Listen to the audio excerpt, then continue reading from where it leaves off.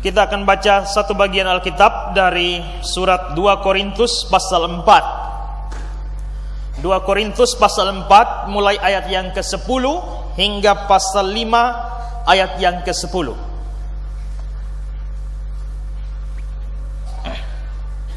2 Korintus 4 ayat 10 hingga pasal yang ke-5 ayat yang ke-10.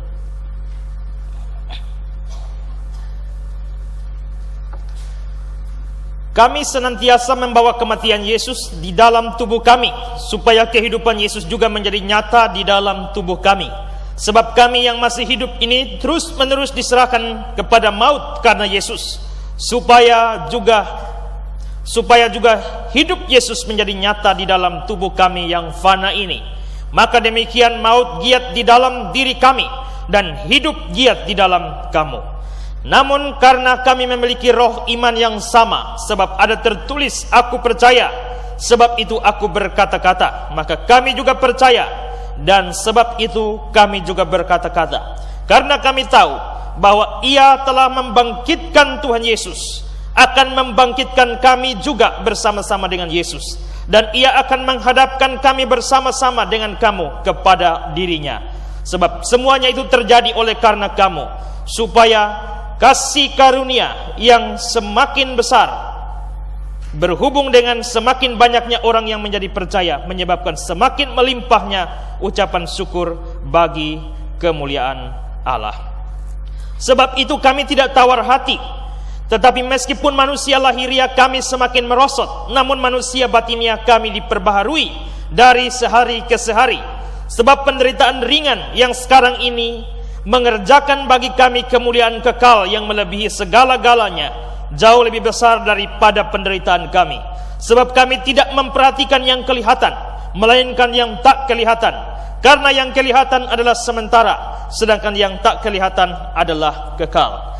Karena kami tahu bahwa jika kemah, tempat kediaman kita di bumi ini dibongkar, Allah telah menyediakan satu tempat kediaman di sorga bagi kita, suatu tempat kediaman yang kekal, yang tidak dibuat tangan manusia.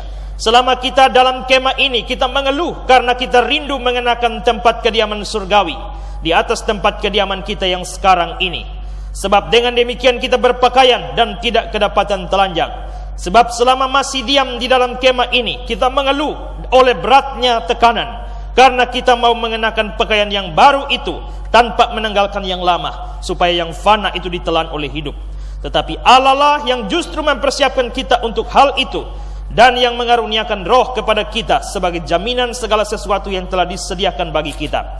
Maka oleh karena itu hati kami senantiasa tabah, meskipun kami sadar bahwa selama kami mendiami tubuh ini, kami masih jauh dari Tuhan. Sebab hidup kami ini adalah hidup karena percaya, bukan karena melihat. Tetapi hati kami tabah, dan terlebih suka kami beralih dari tubuh ini untuk menetap pada Tuhan. Sebab itu juga kami berusaha, baik kami diam dalam tubuh ini maupun kami diam di luarnya, supaya kami berkenan kepadanya. Sebab kita semua harus menghadap tahta pengadilan Kristus, supaya setiap orang memperoleh apa yang patut diterimanya sesuai dengan yang dilakukannya dalam hidupnya ini, baik ataupun jahat. Demikianlah pembacaan firman Tuhan bagi kita. Berbahagialah orang yang tidak hanya mendengar firman Tuhan, tetapi memelihara dalam hidupnya. Haleluya. Saudara-saudara yang terkasih, beberapa minggu lalu saya berkhotbah dari kisah orang kaya dan Lazarus yang miskin. Dalam khotbah itu saya menyampaikan satu pengajaran doktrinal, bahwa orang yang mati itu langsung menuju ke surga atau langsung menuju ke neraka. Orang yang percaya begitu mati langsung ke surga. Orang yang tidak percaya begitu mati langsung ke neraka. Dasar yang dipakai adalah dari cerita Lazarus dan orang kaya ini. Begitu mati, Lazarus langsung ke pangkuan Abraham. Dan begitu mati, orang kaya ini langsung masuk ke alam maut, dan di sana dia disiksa. Lalu saudara-saudara, khotbah yang sama saya edit dan saya putar di radio biar didengar juga oleh orang lain. Dari khotbah saya di tempat ini maupun juga di radio, muncul banyak pertanyaan. Banyak sekali pertanyaan yang masuk kepada saya. Apa tidak salah kita langsung mati langsung masuk surga, mati langsung masuk neraka? Soalnya, kalau memang mati langsung masuk surga, mati langsung masuk neraka, untuk apa pengadilan Kristus? Untuk apa pengadilan terakhir? Alkitab bilang kita semua akan menghadap tahta pengadilan Kristus. Kalau memang mati langsung masuk surga, mati langsung masuk neraka, untuk apa pengadilan lagi? Bukankah pengadilan itu baru akan menentukan kita ke surga ataukah ke neraka? Itulah sebabnya saudara-saudara, saya berpikir bahwa saya perlu menyampaikan atau berbicara di sekitar doktrin ini lebih ketat, lebih detail, supaya kita mengerti doktrin ini dengan sesungguhnya. Nah, kalau saya berkata bahwa orang yang mati langsung masuk ke surga atau langsung pergi ke neraka, itu berarti bahwa doktrin ini menentang 3 ajaran yang populer. Yang pertama adalah doktrin api penyucian yang diajarkan Roma Katolik, yang mengatakan bahwa orang yang berdosa, dosa besar langsung membawa orang ke neraka. Tapi dosa yang kecil itu membawa orang yang mati itu tidak pergi ke surga, tidak pergi ke neraka, tapi dia masuk ke dalam purgatori atau api penyucian. Semua orang yang mati dalam damai dengan gereja, maksud di sini adalah gereja Roma Katolik, tidak bermusuhan dengan gereja Roma Katolik yang belum sempurna, mereka akan mati tapi masuk ke dalam purgatori, dan di sana mereka mengalami penyucian. Ada kesengsaraan dalam level yang rendah di sana, dan saudara-saudara, di sana juga ada kemungkinan orang yang masuk ke purgatori itu, ada kemungkinan bagi dia untuk pergi ke surga. Tergantung apa? Tergantung saudara-saudara yang masih hidup di bumi. Kalau mama saudara masuk ke purgatori, maka mama saudara bisa pergi ke surga, asal saudara rajin doa puasa untuk dia, rajin beramal untuk dia, rajin kunjungan ke tempat-tempat suci. Itu semua akan merubah nasib mama saudara. Kalau dia ada di purgatori, dia bisa pindah ke surga. Ini doktrin api penyucian. Dan jelas saudara-saudara, dari teks yang kita pelajari pada beberapa waktu yang lalu, jelas bahwa apa yang saya ajarkan ini menentang doktrin api penyucian yang diajarkan Roma Katolik. Yang kedua, paham yang kedua yang ditentang dengan pengajaran seperti ini adalah doktrin intermediate state yang diajarkan oleh beberapa teolog. Mereka mengatakan bahwa orang yang mati tidak langsung ke surga, tidak langsung ke neraka, tapi masuk ke sebuah tempat, dan tempat itu disebut tempat penantian. Sama seperti kita mati, masuk ke satu ruangan seperti ruang tunggu dokter. Sudah ada pisah. Orang yang benar, orang yang percaya, sudah ada tempat. Mereka sudah menikmati kemuliaan dan kesukacitaan surga, tapi masih belum maksimal. Orang yang tidak percaya sudah mengalami sejumlah siksaan, tapi belum maksimal. Tetapi mereka belum masuk surga, belum masuk neraka, masih masuk ke tempat penantian. Kapan Kristus datang, pengadilan dilaksanakan, baru yang percaya masuk ke surga, yang tidak percaya masuk ke neraka. Dan saudara-saudara yang terkasih, doktrin intermediate state ini dipegang oleh banyak pendeta, banyak kalangan, banyak teolog yang ternama sekalipun. Lalu saudara-saudara, apa yang saya ajarkan ini juga menentang doktrin yang ketiga, yakni doktrin tidurnya jiwa yang diajarkan oleh Advent hari ke-7 dan juga gereja atau gereja Kristen Ortodoks dan aliran Saksi Yehova. Mereka percaya waktu kita mati, jiwanya tidur.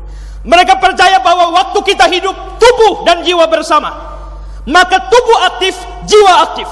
Waktu mati, tubuh dan jiwa berpisah. Ketika tubuh tidak lagi berfungsi, maka jiwa tidak lagi berfungsi. Ketika tubuh tidur di dalam tanah, maka jiwa pun tidur. Sampai kapan Kristus datang, jiwa-jiwa yang tidur itu dibangkitkan. Paham seperti ini dipegang oleh gereja Advent dan juga Saksi Yehova, sebagian gereja Kristen Ortodoks. Tentu saudara-saudara, ini memicu banyak pertanyaan. Mana yang benar? Waktu mati langsung surga, langsung neraka, atau masih singgah di tempat yang lain? Kalau masih singgah di tempat yang lain, artinya kita masih lama masuk surga. Kita masih lama masuk neraka. Tapi kalau langsung masuk surga, masuk neraka, begitu napas putus, Anda sampai surga. Begitu napas putus, Anda langsung neraka. Saya memegang paham atau ajaran seperti ini. Dan apakah saya berbicara tidak ada dasar firman Tuhan atau ada dasar? Maka hari ini saya akan membicarakan atau berbicara 3 hal yang penting di sini. Dan hal pertama yang kita akan bicarakan adalah apakah dasar Alkitabiah bahwa setelah orang mati langsung pergi ke surga dan pergi ke neraka. Dan saudara-saudara, dari sini saya pelajari Alkitab dan saya melihat ada 3 kelompok ayat yang mengajarkan hal ini. Kelompok yang pertama yang mengajarkan hal ini adalah dari keyakinan Rasul Paulus. Rasul Paulus sangat yakin begitu dia mati, dia langsung pergi ke surga. Mari kita lihat 2 Korintus 5 ayat 1. 2 Korintus 5 ayat 1 berkata, karena kami tahu bahwa jika kemah tempat kediaman kita di bumi ini dibongkar. Apa maksudnya kemah kediaman di bumi ini? Apakah rumah kita digusur?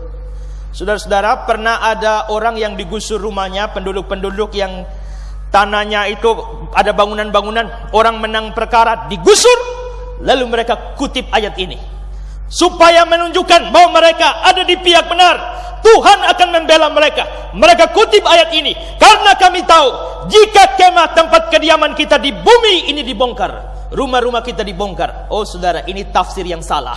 Kalau saudara periksa konteksnya, tadi saya sudah baca panjang lebar di sana. Dikatakan mulai dari ayat yang ke-10, kami senantiasa membawa kematian di dalam tubuh kami, dan seterusnya.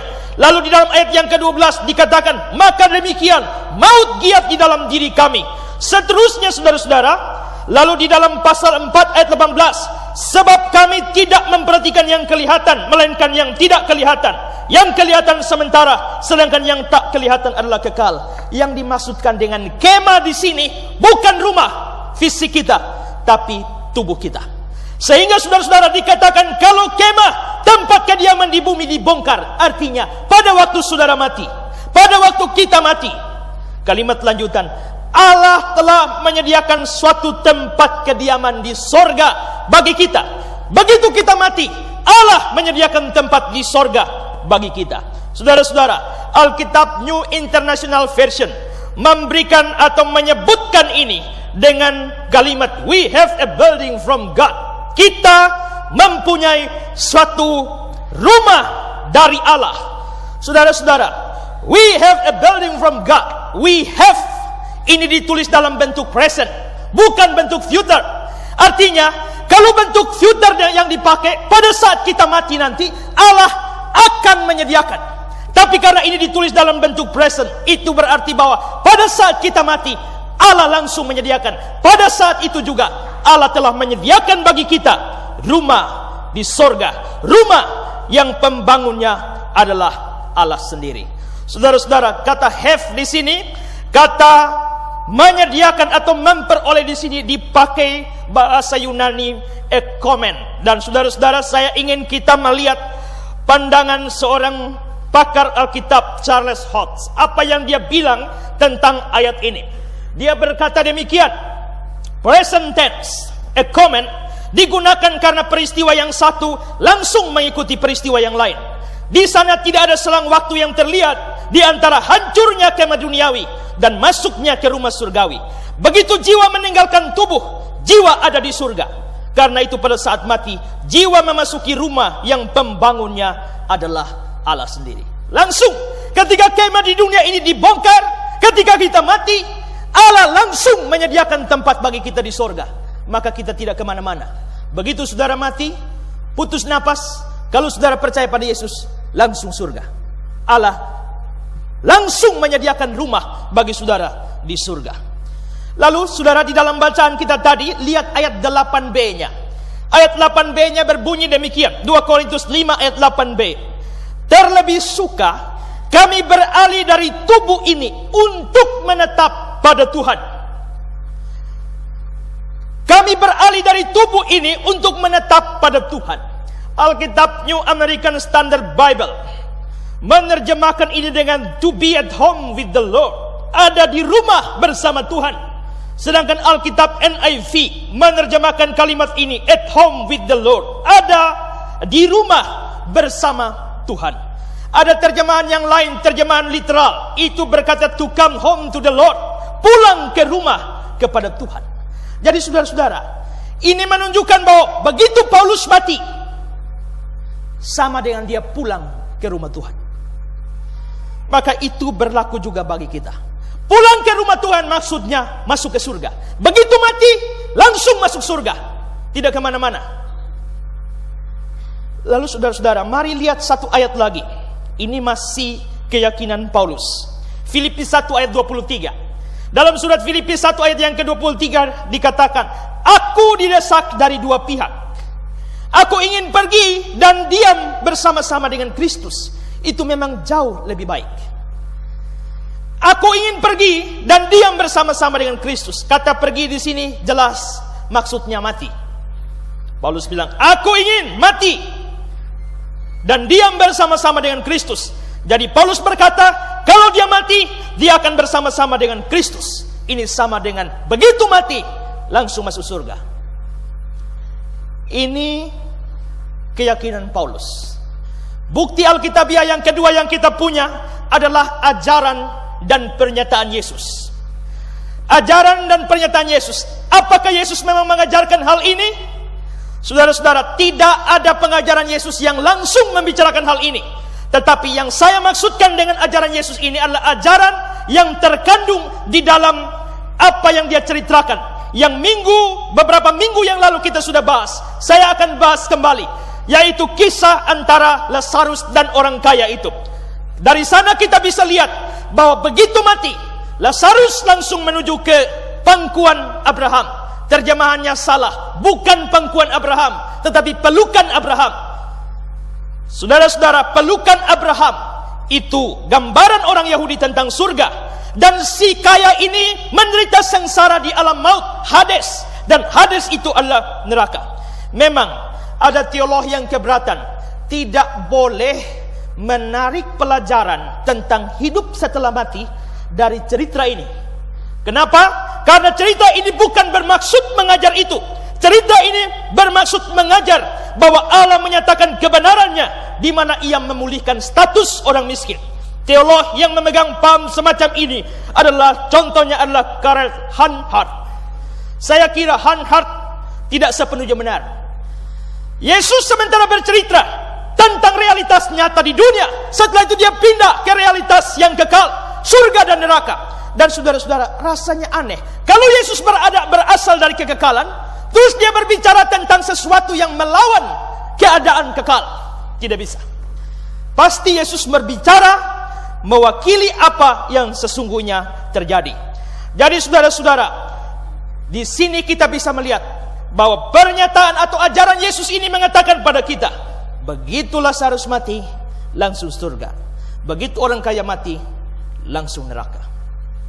Ini nampak dalam ajaran Yesus. Tapi ada pernyataan Yesus. Pernyataan Yesus ini penting sekali.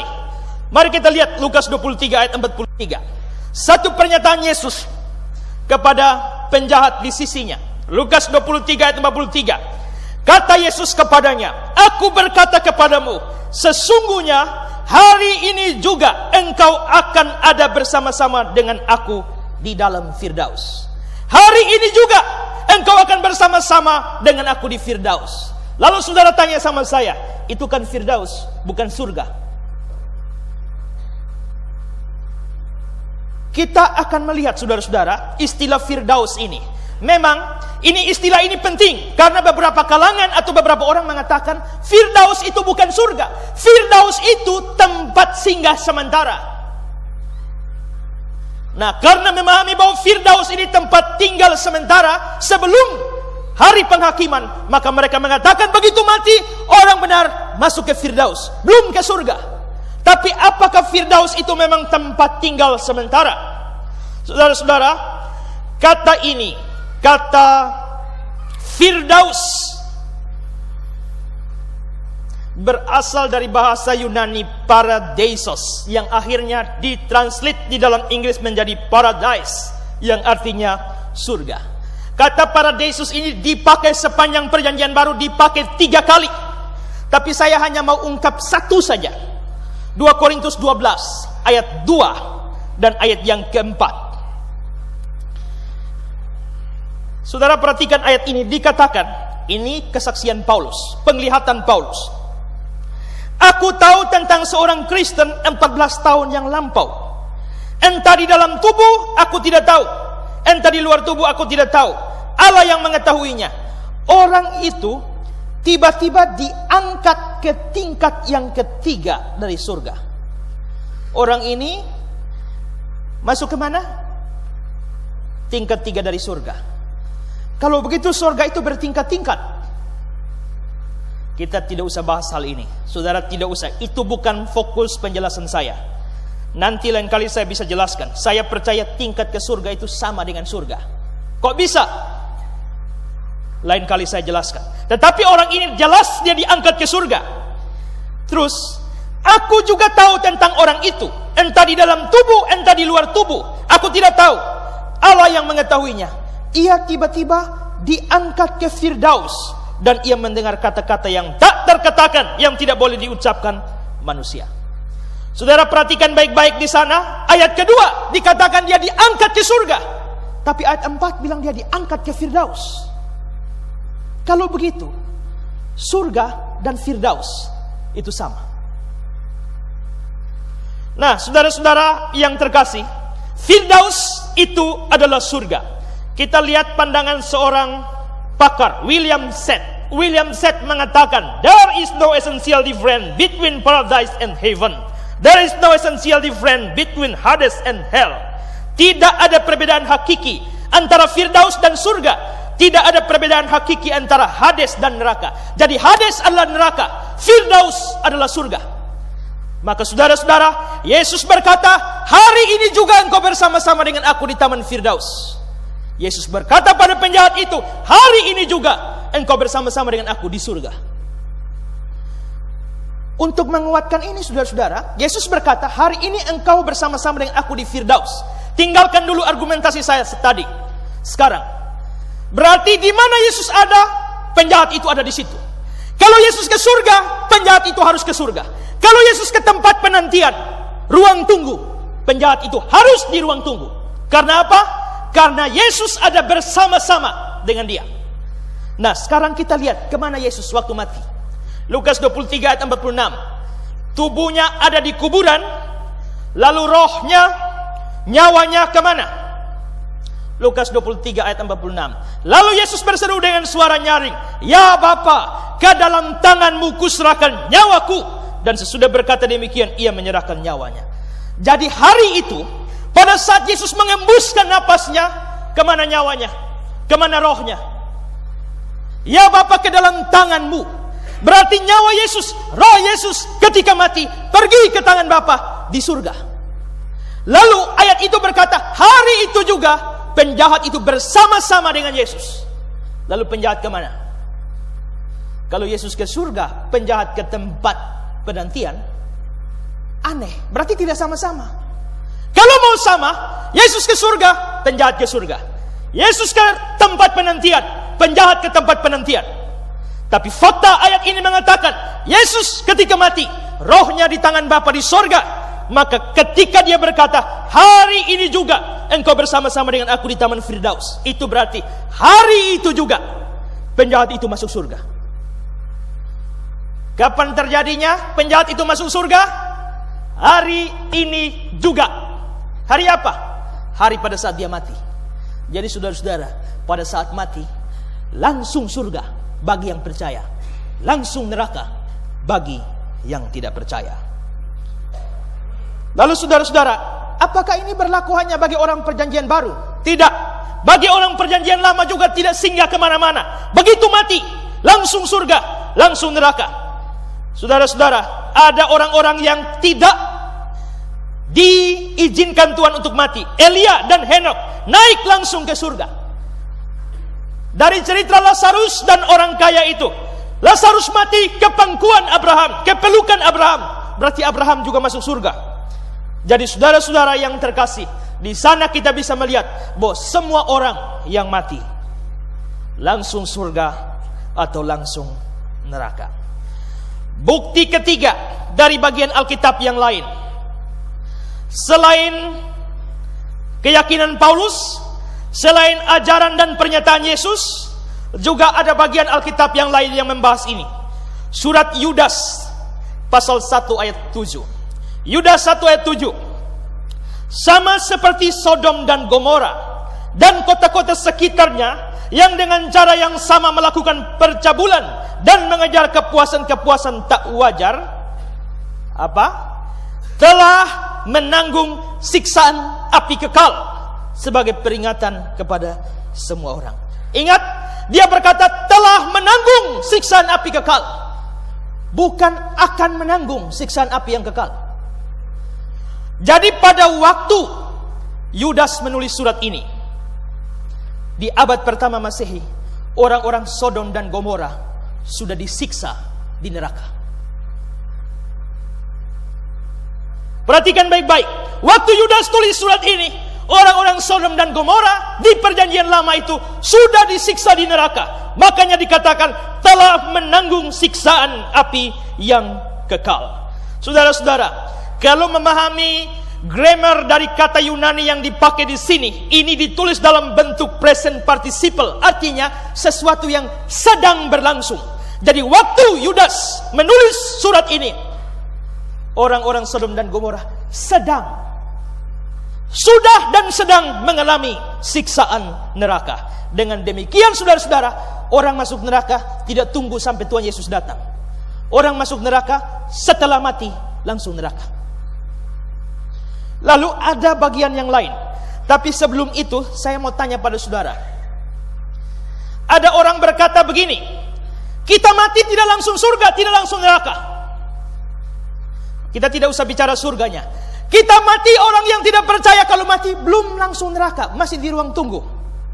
Saya tanya saudara, sekarang setan sudah ada di neraka atau belum?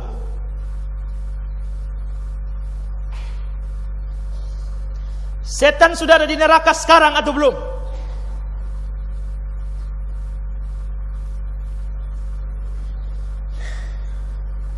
Saudara, satu hari Yesus berjumpa dengan roh-roh jahat itu.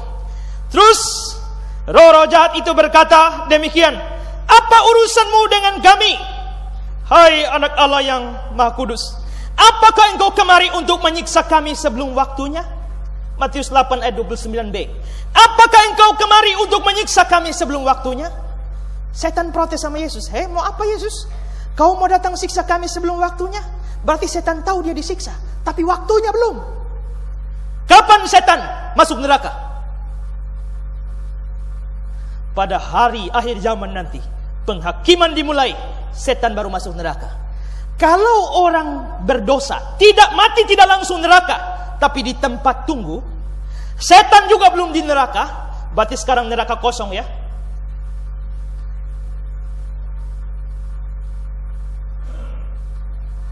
Apakah benar neraka kosong? Pada waktu setan masuk neraka, apakah neraka dalam keadaan kosong? Atau sudah ada yang lain? Mari kita lihat Wahyu 20 ayat 10. Dan iblis yang menyesatkan mereka dilemparkan ke dalam lautan api dan belerang, yaitu tempat binatang dan nabi palsu itu. Dan mereka disiksa siang malam sampai selama-lamanya.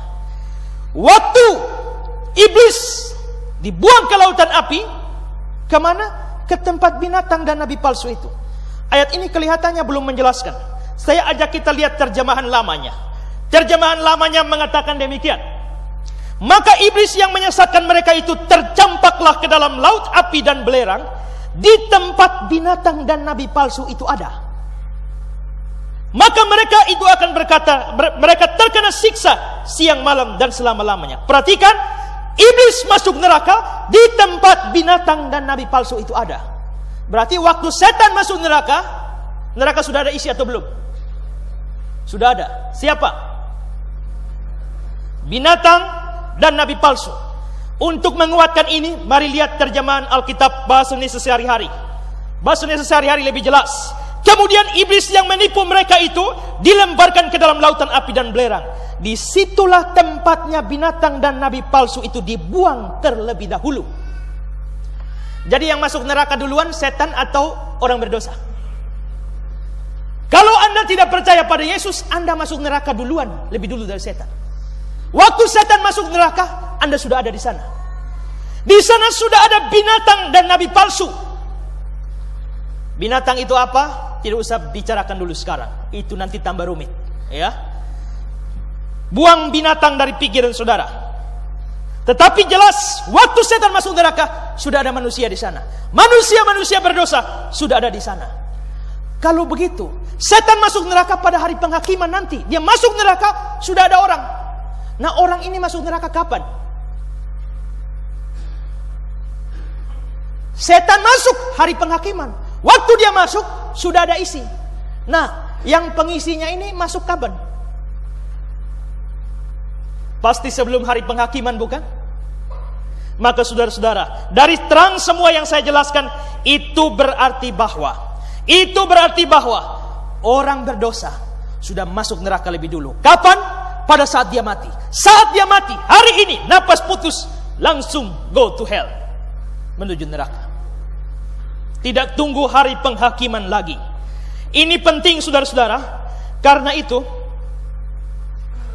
hati-hati. Sekarang ini lagi tren, orang hobi sekali baca, dengar kesaksian.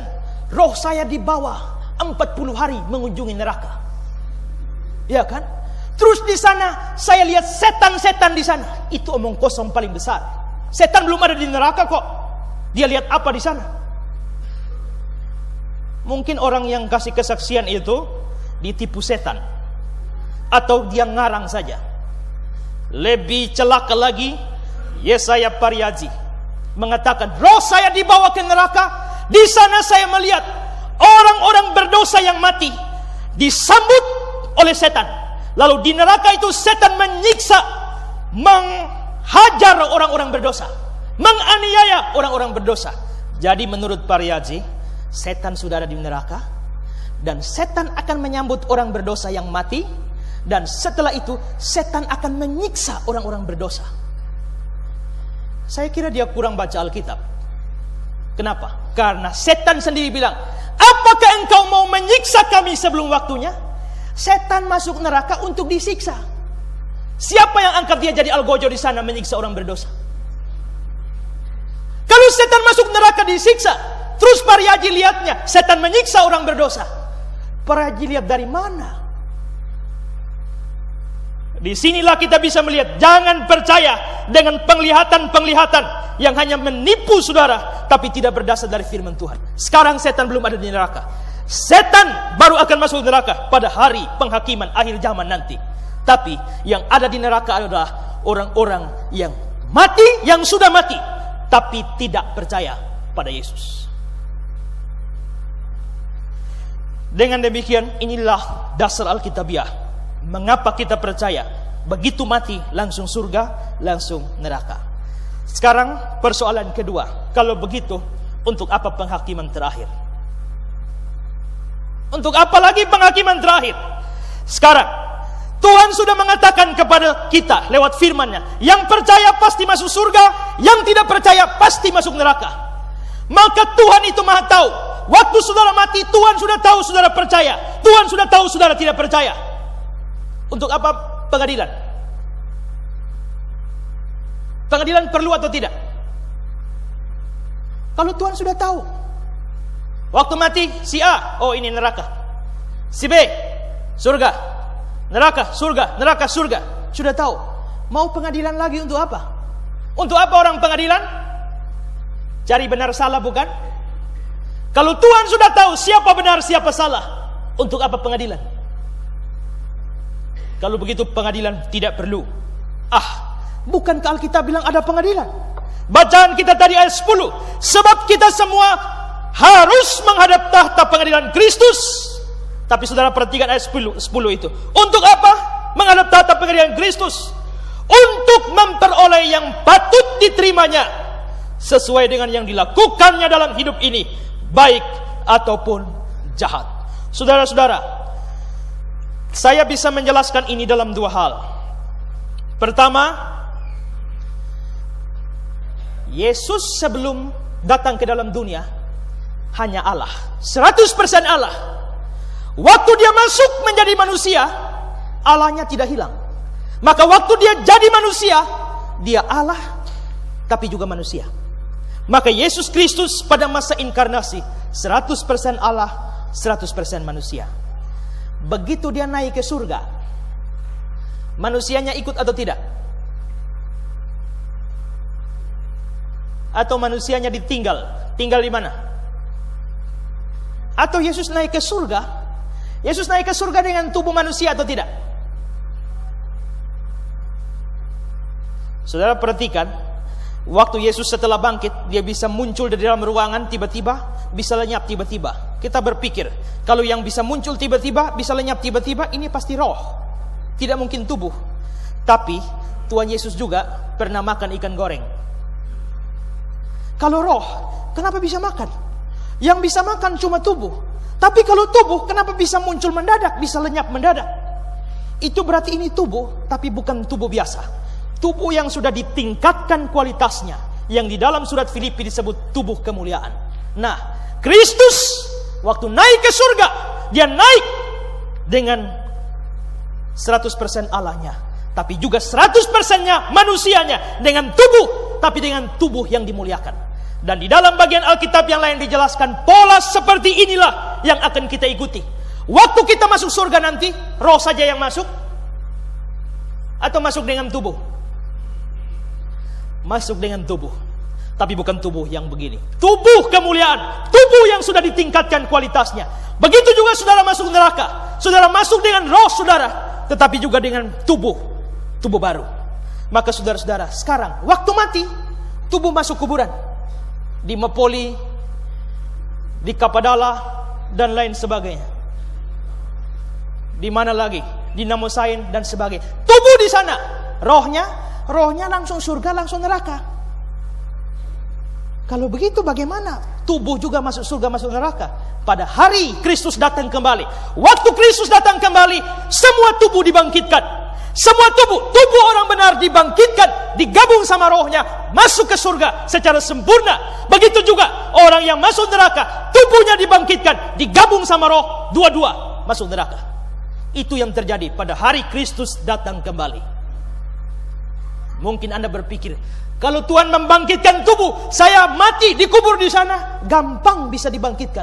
Bagaimana dengan orang yang mati? Kapal tenggelam, dia dimakan ikan. Setelah dia dimakan ikan, ikannya ditangkap kita makan. Setelah kita makan ikan itu, kita mati lagi. Setelah kita mati, matinya dipotong-potong. Separuh dibuang ke sana, lalu saudara-saudara, daging kita yang terbuang-buang dimakan anjing. Waktu hari kebangkitan, Tuhan mau membangkitkan tubuh. Bagaimana Tuhan menelusuri tubuh si A ini ada di mana? Tadinya dimakan ikan dimakan orang dimakan anjing. Lalu anjing dipotong jadi RW, saudara makan lagi. Saudara-saudara, memang sukar berpikir bagaimana Tuhan bisa melakukan itu. Tapi tidak ada yang mustahil bagi Tuhan. Saya tahu pada hari kebangkitan nanti, semua orang akan bangkit dan bersama-sama dengan tubuh rohnya disatukan dengan tubuh baru, masuk ke surga dengan roh dan tubuh baru, masuk ke neraka dengan roh dan tubuh baru. Itu penjelasan pertama. Penjelasan kedua, pada hari penghakiman nanti, Tuhan tidak menghakimi kita untuk masuk surga atau neraka. Penghakiman itu bukan untuk menentukan surga neraka, tapi penghakiman itu untuk menentukan upah saudara. Saudara memang sudah percaya pada Yesus, pasti masuk surga. Tapi di dunia ini buat apa untuk Tuhan? Di dunia ini kerjakan apa bagi Tuhan? Pelayanan apa bagi Tuhan? Berapa jiwa yang saudara bawa bagi Tuhan? Semua itu akan menentukan upah saudara. Maka pada hari penghakiman itu, maka orang-orang yang percaya diberikan upah, terima upahnya. Sedangkan yang tidak percaya langsung ke neraka. Yang ketiga adalah penghakiman terakhir itu pada prinsipnya bukan menentukan surga atau neraka. Itu sekedar proklamasi atau pengumuman kepada umum. Saya ajak kita lihat pendapat Louis Berkhof. Louis Berkhof berkata demikian, kadang-kadang digambarkan seakan-akan nasib kekal manusia tergantung pada penghakiman pada hari terakhir. Tapi ini jelas merupakan satu kesalahan. Hari penghakiman tidak perlu mencapai suatu keputusan mengenai pahala atau hukuman setiap orang, tetapi hanya untuk pengumuman keputusan yang hikmat dan untuk menyatakan keadilan Allah di hadapan manusia dan malaikat. Pada hari penghakiman nanti ada pengumuman besar-besaran, ini sorga, ini neraka. Tapi bukan mereka baru masuk surga, masuk neraka. Sekedar proklamasi kepada semua makhluk bahwa yang percaya ke surga, yang tidak percaya ke neraka. Louis Berkhof juga, saudara-saudara, memberikan tambahan argumentasi. Sebenarnya ada dua penghakiman. Penghakiman terakhir pada saat Kristus datang. Tapi kedua, penghakiman pada saat saudara mati. Pada saat saudara mati, sebenarnya saudara sudah dihakimi oleh Tuhan. Surga atau neraka sudah dihakimi. Tapi bedanya, penghakiman individu, penghakiman waktu mati itu bersifat pribadi. Tapi penghakiman akhir itu bersifat umum kepada semua orang. Kedua, penghakiman pada saat mati hanya untuk jiwa, tubuh belum. Penghakiman terakhir untuk tubuh juga. Dan ketiga, penghakiman pada waktu mati hanya untuk pribadi saudara saja. Tapi penghakiman terakhir itu berkenaan dengan seluruh manusia. Jadi saudara-saudara, ini yang terjadi. Penghakiman terakhir. Kita tidak masuk surga, tunggu penghakiman. Kita sudah masuk surga begitu mati, atau masuk neraka begitu mati. Dan satu hal yang ditambahkan, kalau sudah masuk surga tidak bisa pindah ke neraka. Kalau sudah masuk neraka tidak bisa pindah ke surga. Ini penting. Alkitab mengatakan yang percaya dapat hidup kekal, yang tidak percaya hukuman kekal. Kalau bisa pindah namanya bukan kekal. Kalau kekal artinya selama-lamanya, maka sekali di surga, selama-lamanya tetap di surga. Kalau sudah di neraka, selama-lamanya tetap di neraka. Tidak bisa terjadi mutasi. Tidak bisa. Karena sifatnya kekal. Nah, inilah doktrin yang saya ajarkan. Penting sekali untuk memahami doktrin supaya kita mengerti. Sekarang, setelah bicara banyak tentang doktrin ini, terus nanti pulang saudara ditanya, hari ini khotbah apa? Pusing. Karena itu saya mau sampaikan pada kita pokok yang ketiga ini tentang tanggapan kita. Setelah belajar tentang ini, saya mau kasih pesan rohani bagi kita. Dan saya mau berikan 3 pesan. Pesan pertama adalah pesan bagi semua orang yang sudah percaya, sudah terima Yesus. Saudara harus ingat, bagi saudara yang sudah percaya pada Yesus, berbahagialah saudara, karena saudara sangat dekat dengan pintu surga. Begitu mati, langsung surga. Tanggal 17 mati, tanggal 17 masuk surga. Berbahagialah saudara yang sudah percaya pada Yesus. Kalau saudara masih diizinkan hidup sampai hari ini, kerja beri buah, karena itu menentukan upah saudara. Mau layani Tuhan sungguh-sungguh, karena itu menentukan upah saudara. Penjahat di sisi Yesus masuk surga, tapi tidak dapat upah. Sepanjang hidup buat jahat, hari terakhir mau mati baru percaya Yesus, masuk surga, tapi tidak ada upah. Kalau saudara masih diizinkan hidup oleh Tuhan cukup lama, mari kerja. Kalau saudara punya kelebihan duit yang bisa mendukung pekerjaan Tuhan, dukung sungguh-sungguh.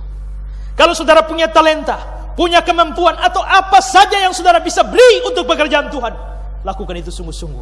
Jangan ngomel, jangan mengeluh, jangan untuk melayani saja dipaksa-paksa.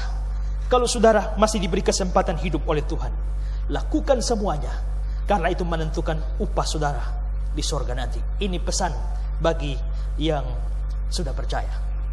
Pesan kedua untuk yang belum percaya atau yang belum terima Yesus. Saya tidak peduli Kristen atau bukan. Terima Yesus itu lain dari Kristen. Ada banyak orang Kristen yang tidak terima Yesus. Dulu pada awal-awal kekristenan, semua orang yang Kristen pasti terima Yesus. Kenapa? Karena kalau terima Yesus, harga nyawa bisa melayang. Maka tidak sembarang orang bisa jadi Kristen. Tidak ada orang Kristen KTP kecuali 1-2 orang saja. Mayoritas orang Kristen asli. Tapi sejak Kaisar Konstantin di Roma menjadi Kristen, lalu dia menjadikan kekristenan menjadi agama Roma, lalu dia ada undang-undang, semua warga negara Roma harus Kristen. Kalau tidak Kristen, langgar undang-undang. Maka orang-orang Kristen kafir semua pada memeluk agama Kristen, meskipun otaknya otak kafir, meskipun hatinya hati kafir, praktek hidupnya praktek hidup kafir, tetapi dia orang Kristen statusnya. Maka di saat itulah banyak orang Kristen KTP ada. Karena itu Kristen sekarang ini tidak selalu jatuh persis sama dengan orang yang percaya Yesus. Pesan saya bagi orang yang belum percaya pada Yesus, saya mau beritahu Anda begitu dekat sekali dengan pintu neraka. Tanggal 20 mati, tanggal 20 langsung neraka. Dekat sekali. Begitu napas berhenti, Anda langsung menuju neraka. Ingat, Anda tidak tahu kapan ajal menjemput Anda, bukan? Mungkin saja setelah keluar dari gedung gereja ini, saudara disambar kijang atau kuda. Maksud saya mobil. Atau saudara disambar tiger atau phantom. Maksud saya motor. Dan saudara dilarikan ke rumah sakit, tapi tidak tertolong, kata dokter. Beberapa menit kemudian, innalillahi wa innalillahi rajiun. Anda langsung berangkat. Berangkat kemana? Langsung neraka. Mungkin saja pesawat yang Anda tumpangi besok mengalami atau melakukan terjun bebas. Pada saat itu juga Anda langsung ke neraka. Mungkin siang ini Anda makan ikan, lalu keracunan dan game. Anda langsung menuju ke neraka. Mungkin besok Anda ikut demo dan peluru pak polisi merobek jantungmu. Anda langsung menuju neraka. Ingat, Anda begitu dekat dengan neraka. Anda tidak tahu kapan mati dan cara mati, bukan? Tidak semua orang dapat kesempatan seperti penjahat. Waktu mau mati tahu, langsung terima Yesus. Iya kan? Baik kalau masih sadar. Tiba-tiba leher putus. Apa mau dibuat? Maka saudara-saudara, ingat, sebelum itu terjadi, ingat sekali, Anda begitu dekat dengan pintu neraka. Sebelum itu terjadi, dengar ajakan saya. Mau terima Yesus sekarang atau tidak? Mau percaya Yesus sekarang atau nanti? Ingat, jarak Anda dengan pintu neraka sangat dekat. Bagi yang tidak percaya, begitu dekat dengan pintu neraka. Bagi yang sudah percaya, begitu dekat dengan pintu surga. Bagi yang percaya, mati langsung masuk surga. Tidak peduli Anda mati dengan cara apa. Pesawat jatuhkah, Anda disambar kilatkah, atau bagaimana, mau mati dengan tenang, mati dengan meronta-ronta, hari itu juga saudara masuk surga. Ketiga, pesan untuk semua yang masih hidup. Kalau orang mati langsung menuju surga, menuju neraka, sama sekali tidak mungkin terjadi mutasi. Maka semua doa untuk orang mati sia-sia. Ya. Kalau yang mati adalah orang percaya, tidak usah didoakan, dia langsung menuju surga. Kalau yang mati belum percaya, dia langsung menuju neraka. Anda doa sampai bengkok pun tidak merubah nasibnya. Karena itu pesan bagi kita semua, bahwa doa untuk orang mati itu tidak ada manfaatnya, buang energi, buang waktu. Saya saran lebih baik Anda berdoa untuk orang hidup. Tidak usah berdoa untuk papa yang sudah meninggal. Doa untuk mama yang masih hidup, supaya dia percaya Yesus. Kalau kakak sudah mati, tidak usah doakan dia. Doakan adik-adik yang masih hidup, supaya mereka terima Yesus, percaya. Pada saat mereka mati, langsung masuk surga.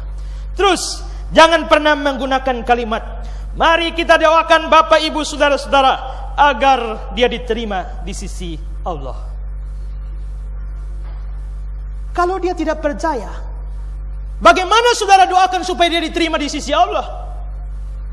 Dia pasti dijauhkan, dibuang dari sisi Allah. Dan karenanya doa untuk orang yang sudah mati supaya diterima di sisi Allah adalah doa yang salah, doa yang tidak pernah mungkin dijawab oleh Tuhan. Terus jangan pernah minta pendeta atau hamba Tuhan berdoa untuk orang mati. Pak pendeta, tolong doa untuk papa mama yang sudah meninggal. Saya beritahu Anda, kalau Anda minta sama saya pasti tidak doakan. Ya. Jangan pernah meminta itu. Dan satu pesan lagi. Kalau sekarang Anda masih hidup dan pada saat Anda hampir mati, jangan pesan buat anak cucu, doakan papa ya, doakan mama ya. Jangan. Kalau Anda pesan seperti itu buat anak cucu, Anda memasukkan anak cucu saudara pada satu doktrin yang keliru, yang tidak ada manfaatnya. Lebih baik Anda bilang, sekarang papa mau pergi, doakan mama ya, doakan mbah ya, doakan siapa saja yang masih hidup, daripada Anda mendoakan atau memberi pesan untuk mendoakan Anda. Kalau Anda memberi pesan untuk Anda didoakan, maka anak cucu saudara akan bingung. Di satu sisi Pak Esra bilang jangan doakan, tapi papa minta didoakan. Mau pilih yang mana? Karena itu, bagi yang mau mati, maksud saya, bagi yang nanti hampir mati, jangan memberi pesan-pesan konyol seperti ini. Ya, beri pesan-pesan untuk orang yang hidup melakukan firman Tuhan, itu jauh lebih baik. Karena itu saudara-saudara, pastikan sekarang Anda dekat dengan pintu surga. Kalau Anda sekarang dekat pintu neraka, ikut ajakan saya, terima Yesus sekarang juga. Mari kita bangkit berdiri.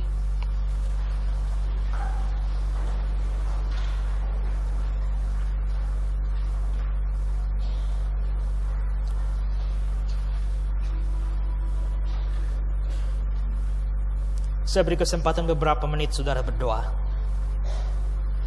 Yang sudah percaya, sudah terima Yesus, bersyukur pada Tuhan, berterima kasih karena saudara begitu dekat dengan pintu surga.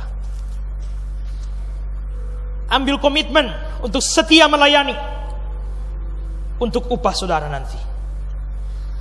Yang Kristen KTP, yang belum sungguh-sungguh terima Yesus, Anda dekat pintu neraka. Ini kesempatan hari ini Tuhan beri.